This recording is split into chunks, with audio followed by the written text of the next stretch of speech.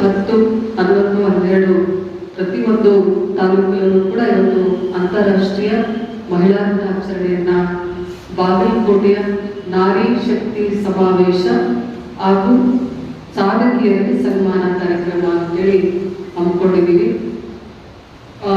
9ನೇ ತಾರೀಕು ಬೆಳಗ್ಗೆ ಹುಡುಗನ ಮತಕ್ಷೇತ್ರದಲ್ಲಿ ಇಳಕಲ್ನಲ್ಲಿ ಮಾಡ್ತಾ ಇದ್ದೀವಿ. ಜೊತೆಗೆ ಸಾಯಂಕಾಲ ತೇರದಾಳ್ನಲ್ಲಿ ಈಶ್ವರ ಲಿಂಗೇಶ್ವರ ಗುಡಿಯಲ್ಲಿ ಇಲ್ಲಿ ಸಾಯಂಕಾಲ ಈ ಕಾರ್ಯಕ್ರಮವನ್ನು ತೇರದಾಳ್ನಲ್ಲಿ ಹಮ್ಮಿಕೊಂಡಿದ್ದೀವಿ.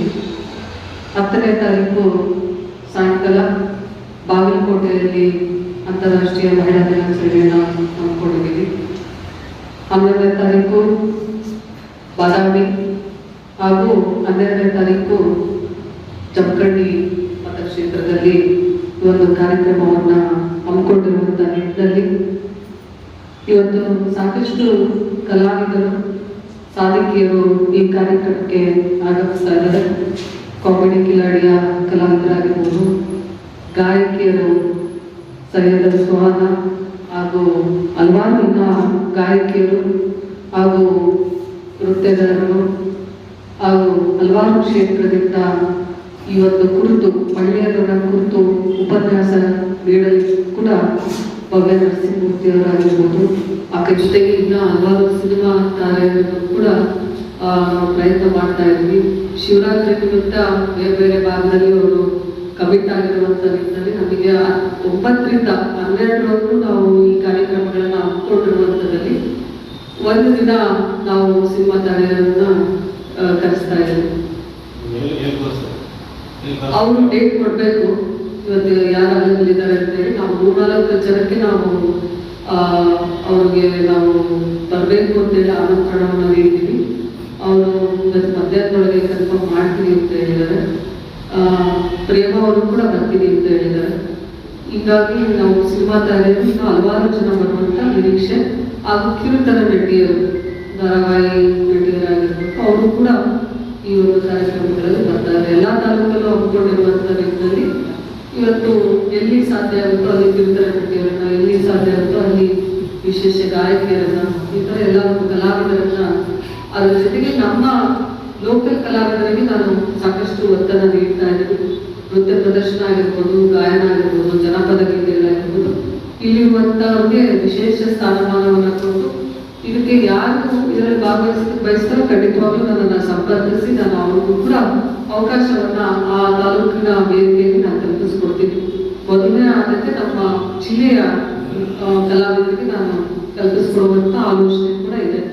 ಇದರಲ್ಲಿ ಈಗಾಗಲೇ ಒಂದು 4-5 ಜನ ನಾವು ಭಾಗವಹಿಸ್ತೀವಿ ಅಂತ ಹೇಳಿದರೆ ಅವ್ರನ್ನ ನಾವಿಲ್ಲಿ ಅಕೊಮೊಡೇಟ್ ಮಾಡ್ತಾ ಇದ್ದೀವಿ. ತೇರದಾಳಲ್ಲಾಗಿರ್ಬೋದು, ಬಾಗಲಕೋಟೆಯಲ್ಲಿ ಈ ಥರ ಬೇರೆ ಬೇರೆ ಕ್ಷೇತ್ರದಲ್ಲಿ ನಾವು ಅವರ ನೃತ್ಯ ಪ್ರದರ್ಶನವನ್ನು ನಾವು ಮಾಡ್ತಾ ಇದ್ದೀವಿ. ನನ್ನ ಕೆಲಸವನ್ನು ನಾನು ಮಾಡ್ತಾ ಇದ್ದೀನಿ. ಕಳೆದ ಬಾರಿ ನಾನು ಸೋತಿದ್ದೀನಿ. ಒಬ್ಬ ಮಹಿಳೆಯಾಗಿ ಇಡೀ ಜಿಲ್ಲೆಯಲ್ಲಿ ನಾನು ಮಹಿಳೆಯರಿಗೆ ಗೊತ್ತು ಎಷ್ಟು ಸಂಕಷ್ಟಗಳಿರುತ್ತೆ. ಮನೆಯನ್ನು ನಿಭಾಯಿಸ್ಕೋಬೇಕು, ಮಕ್ಕಳನ್ನ ನೋಡಿಕೊಂಡು ನಮ್ಮ ಜವಾಬ್ದಾರಿಯನ್ನು ನಿಭಾಯಿಸಿಕೊಂಡು ನಾವು ರಾಜಕೀಯ ಕ್ಷೇತ್ರದಲ್ಲಿ ಕೂಡ ಕೆಲಸ ಮಾಡಬೇಕು. ಅಂತ ಒಂದು ನಿಟ್ಟಿನಲ್ಲಿ ಇವತ್ತು ಆರೋಗ್ಯವನ್ನು ಲೆಕ್ಕಿಸಿದಲೇ ನಾವು 5 ವರ್ಷ ನಾನು ಕಂಟಿನ್ಯೂಸ್ ಆಗಿ ಜಿಲ್ಲೆಯಲ್ಲಿ ಸಕ್ರಿಯವಾಗಿ ನಾನು ಎಲ್ಲ ಒಂದು ಕಾರ್ಯಕ್ರಮಗಳಾಗಿರ್ಬೋದು, ಎಲ್ಲೇ ಫ್ಲಡ್ ಸಂದರ್ಭ, ಕೋವಿಡ್ ಸಂದರ್ಭ, ಎಲ್ಲೇ ಹಾನಿ ಒಳಗಾದ್ರೆ ಯಾವುದೇ ಒಂದು ಕಷ್ಟ ಇದ್ರು ಕೂಡ ನಾನು ಜನರ ಜೊತೆಗಿರೋದ್ರಿಂದ ನನಗೆ ಅವಕಾಶ ಮಾಡಿಕೊಡಿ ಅಂತ ಹೇಳಿ ನಾನು ಪಕ್ಷಕ್ಕೆ ಮನವಿ ಮಾಡಿಕೊಡ್ತೀನಿ.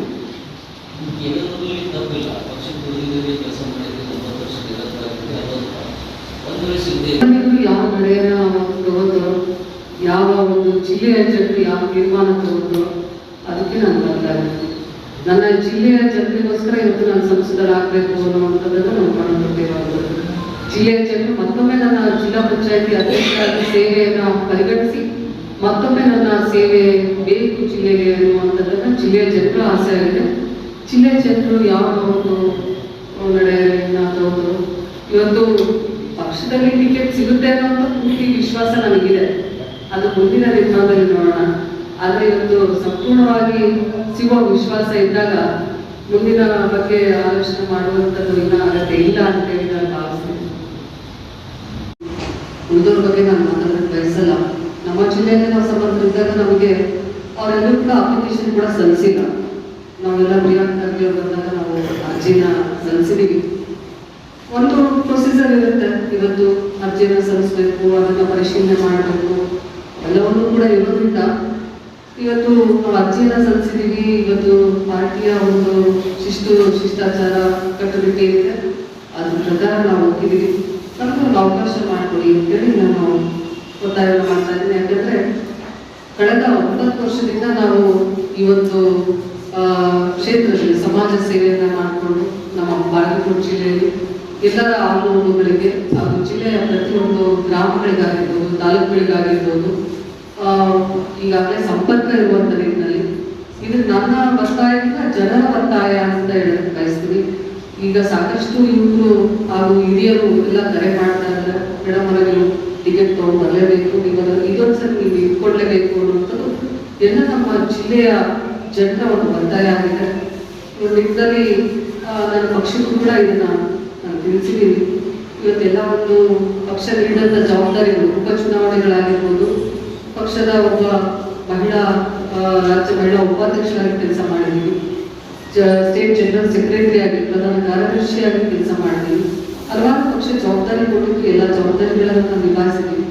ನಾವು ಸತತವಾಗಿ ಪಕ್ಷದಲ್ಲಿ ಸಂಪೂರ್ಣ ಸಕ್ರಿಯವಾಗಿರೋದ್ರಿಂದ ಇವತ್ತು ಸೋತ ತಕ್ಷಣ ನನ್ನ ಮನೆ ಸೇರಿಲ್ಲ. ಸೋತು ತಿರುಗಿಸಿದಿಂದ ನಾನು ಇವತ್ತು ನಾಳೆ ಚುನಾವಣೆ ಇದೆ ಅನ್ನುವಂಥ ನಿಟ್ಟಿನಲ್ಲಿ ನಾನು ಕೆಲಸ ಮಾಡಿದ್ದೀನಿ.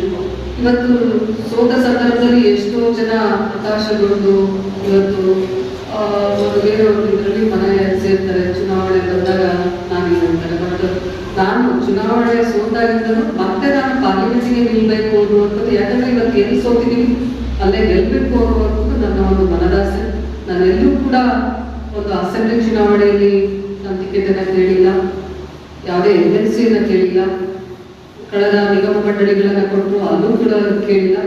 ನಾನು ಕೇಳ್ತಾ ಇರೋಂಥದ್ದು, ನಾನು ಕಳೆದ ಬಾರಿ ಪಾರ್ಲಿಮೆಂಟ್ ಚುನಾವಣೆಗೆ ನಿಂತು ಸೋತಿದ್ದೀನಿ. ಜಿಲ್ಲೆಯ ಎಲ್ಲ ನಾಯಕರಿಗೂ ನಾನು ಸಂಪರ್ಕವನ್ನ ಮಾಡಿದ್ದೀನಿ. ಅವರ ಚುನಾವಣೆಯಲ್ಲೂ ಕೂಡ ನಾನು ಕೆಲಸ ಮಾಡಿರೋದ್ರಿಂದ ಇವತ್ತು ನನಗೆ ಮತ್ತೊಮ್ಮೆ ಅವಕಾಶ ಮಾಡಿಕೊಡಿ ಅಂತೇಳಿ ಎಲ್ಲ ಜಿಲ್ಲಾ ನಾಯಕರು ಕೇಳಿದ್ದೀನಿ. ಅವರು ಕೂಡ ಸಕಾರಾತ್ಮಕವಾಗಿ ಉತ್ತರವನ್ನು ಕೊಟ್ಟಿದ್ದಾರೆ. ಸೋತ್ನಲ್ಲಿ ಹೆಚ್ಚೆಚ್ಚು ಪಕ್ಷದ ಸಂಘಟನೆಗಳು ತೊಡಗಿಸಿಕೊಂಡಿದ್ದ ವಿನಾಕಾಶಕ್ಕೆ ತೊಂದರೆ ಆಗುತ್ತೆ. ನೋಡಿ, ನಾನು ಪ್ರಾಮಾಣಿಕವಾಗಿ ಕೆಲಸ ಮಾಡಿದ್ದೀನಿ. ಮುಂದಿನ ದಿನದಲ್ಲಿ ಅದು ಯಾವ ತರ ಫಲ ಕೊಡುತ್ತೆ, ಅದು ಯಾವ ರೀತಿ ಅಂತೇಳಿ ನಾನು ಆ ಒಂದು ಸಂದರ್ಭದಲ್ಲಿ ನಾನು ಆಲೋಚನೆ ಮಾಡಿಲ್ಲ. ಇವತ್ತು ನನಗೆ ಪಕ್ಷ ಈ ಒಂದು ಕೆಲಸ ಕೊಟ್ಟಿದೆ, ಜವಾಬ್ದಾರಿ ಕೊಟ್ಟಿದೆ ಅಂತಂದ್ರೆ ಇದನ್ನು ಪ್ರಾಮಾಣಿಕವಾಗಿ ಮಾಡಬೇಕು ಅನ್ನುವಂಥ ನಿಟ್ಟಿನಲ್ಲಿ ಇವತ್ತು ಪ್ರಾಮಾಣಿಕವಾಗಿ ಕೆಲಸ ಮಾಡಿದ್ದೀನಿ. ಇವತ್ತು ಜಿಲ್ಲೆಯ ಜನರ ಬಗ್ಗೆ ನನಗೆ ಕಾಳಜಿ ಇರೋದ್ರಿಂದ ಅಲ್ಲೂ ಕೂಡ ನಾನು ಜಿಲ್ಲೆಯಲ್ಲಿ ಪ್ರಾಮಾಣಿಕವಾಗಿ ಕೆಲಸ ಮಾಡಿದ್ದೀನಿ. ಇವತ್ತು ಧರ್ಮದಿಂದ, ನ್ಯಾಯದಿಂದ ಹಾಗೂ ಪಕ್ಷ ನಿಷ್ಠೆಯಿಂದ ನಡ್ಕೊಂಡಿದ್ದೀನಿ. ಇದಕ್ಕೊಂದು ಪ್ರತಿಫಲ ಸಿಗುತ್ತೆ ಅನ್ನುವಂಥ ವಿಶ್ವಾಸ ನನಗಿದೆ.